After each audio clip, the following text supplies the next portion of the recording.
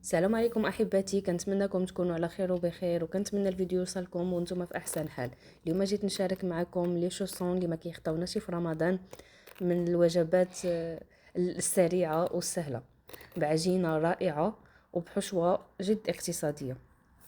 هنا عندي 4 الكيسان ديال العنبه ديال الدقيق، معلقه صغيره ديال الخميره، معلقه صغيره ديال الملح ديال الابزار، ايضا البابريكا او التحميره، ودرت معلقه متوسطه من الجبن.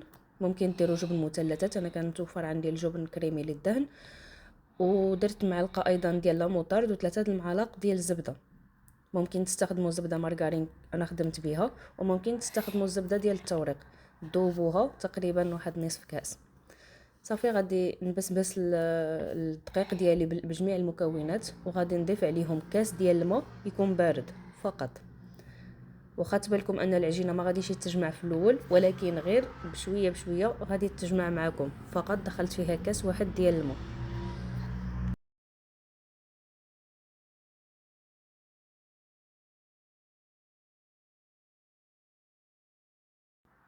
هانتوما كما كتلاحظوا العجينه بدات كتجمع.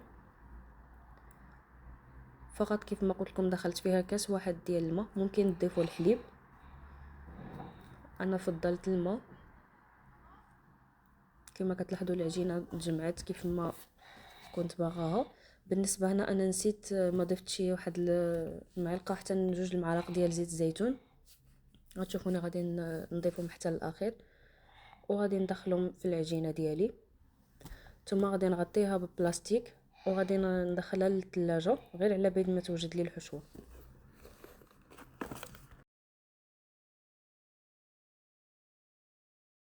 بالنسبه للحشو عندي هنا 2 ديال البصلات مشلضين، غادي نضيف عليهم شويه ديال الملحه، شويه ديال السحتر، ايضا معلقه صغيره ديال الابزار، ثوم ثوم مجفف، وايضا القزبر مجفف، زائد لاموطارد.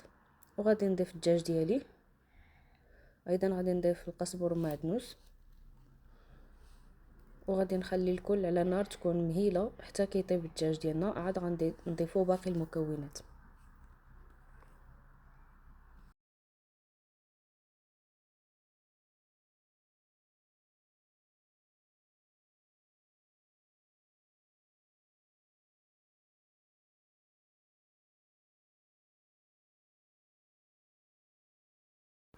بالنسبه لي انا هنا فضلت نضيف الجزر. عندي هنايا 2 ديال الجزر، 2 جزرات مبشورات.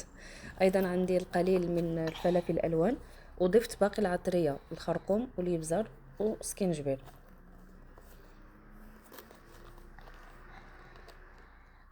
وصافي غادي نخلي الكل حتى يتشحر مزيان. في هذه المرحله ممكن اننا نجهدوا البوطه باش ما يطلقوش المكونات اللي ضفنا الماء. وايضا ضفت الكريمه ديال الطبخ. عندي هنايا الزيتون مقطع. صافي غادي نضيف الكل من بعد ما طفيت على النار. ايضا غادي نضيف الجبن الموتزاريلا.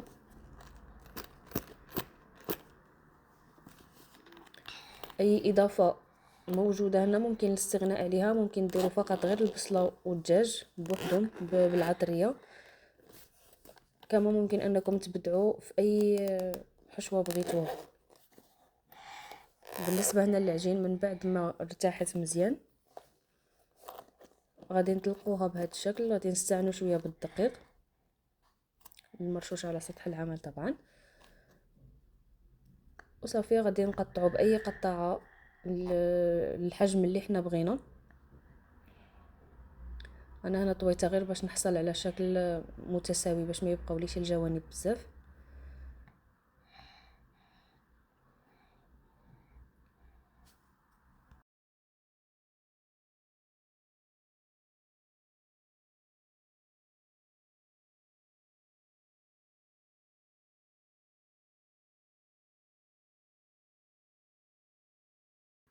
والعجينه ما تخافوش منها نهائيا، يعني انا رغم ضفت الدقيق عاد طويتها باش نحصل على الشكل اللي انا باغاه، رغم ذلك بقات العجينه محافظه على الطراوه ديالها.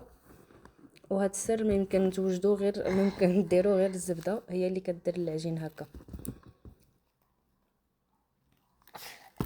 صافي كما كتلاحظوا انا حصلت على الدوائر اللي انا بغيتها. غادي نعمر الحشوه ديالي في الوسط، والحشوه من الافضل ما تكونش كثيره بزاف، لان لي شوسون معروفين كيكونوا يعني فيهم الحشوه قليله. وصافي غادي نشد بهذا الشكل كما كتلاحظوا.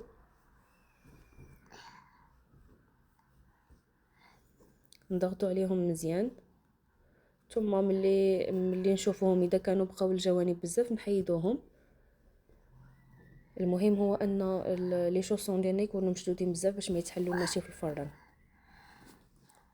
وصافي غادي نكمل العجين ديالي كامل بهذا الشكل. كما كتلاحظوا انا الجوانب هنا قررت انني نحيدها، وصافي غادي نضرب عليها بالفرشيط. هاد الطريقه راها معروفه عند الجميع.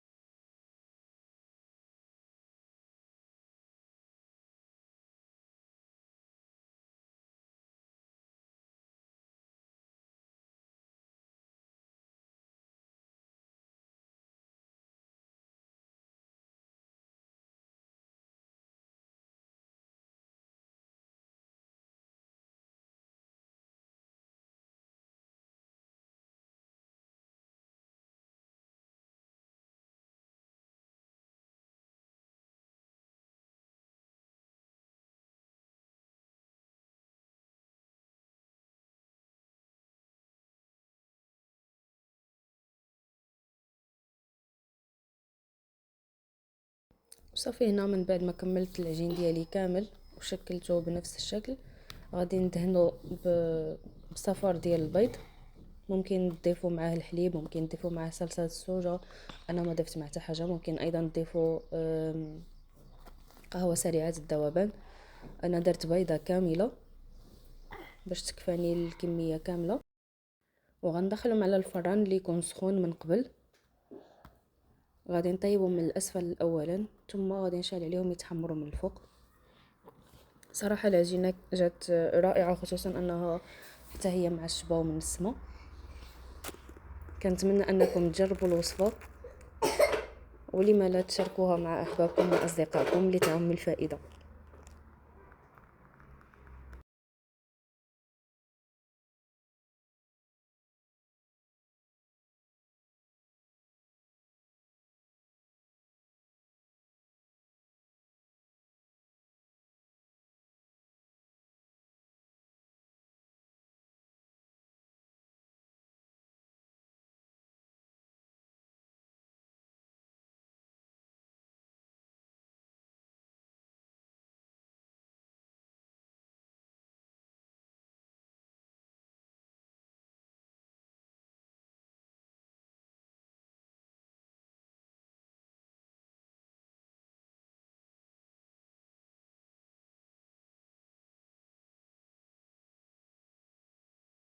وكان هذا هو الشكل النهائي ديال لي شوسون ديالنا من بعد ما وجدوا وتحمروا في الفران مزيان.